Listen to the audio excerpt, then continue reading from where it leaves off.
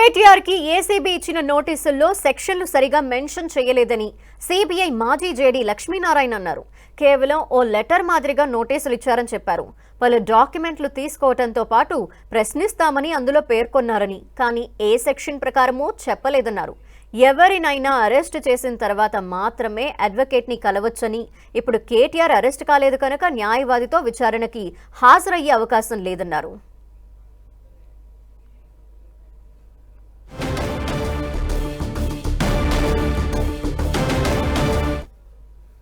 Actual గా మీరు ACB వాళ్ళు కేటీఆర్ గారికి ఇచ్చిన నోటీసు నేను చూశాను. మీరు దానిలో ఎక్కడ కూడా ఏ సెక్షన్ మీద వీరిని పిలిపించారన్నది ఎక్కడ లేదు. అది ఏదో ఒక లెటర్ రాసినట్టుంది.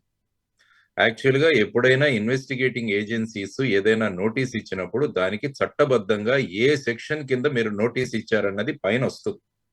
మీరు ఒక కేసు విషయంలో పరిజ్ఞానం ఉన్న వ్యక్తులను మీరు పిలిపించాలంటే ఇంతకు ముందు 160 సిఆర్పిసి నోటీసులు ఇచ్చేవాళ్ళు. అదే ఇప్పుడు 179 బిఎన్ఎస్ లో.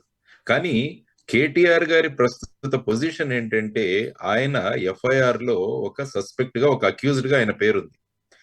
ఈ 160 నోటీసులు అన్నవి ఎఫ్ఐఆర్ లో ఉన్న అక్యూజ్డ్ కు మీరు ఇవ్వకూడదు అని వాళ్ళు చెప్పారు. ఎవరినైనా అక్యూజ్ ని అరెస్ట్ చేసిన తర్వాత వారు వాళ్ళ అడ్వకేట్ ని ఇంటరాగేషన్ టైంలో వాళ్ళను కన్సల్ట్ చేయవచ్చు అన్నది ఉన్నది. అంటే అక్యూజ్డ్ పర్సన్ అరెస్ట్ చేసిన తర్వాత ఇది వస్తుంది.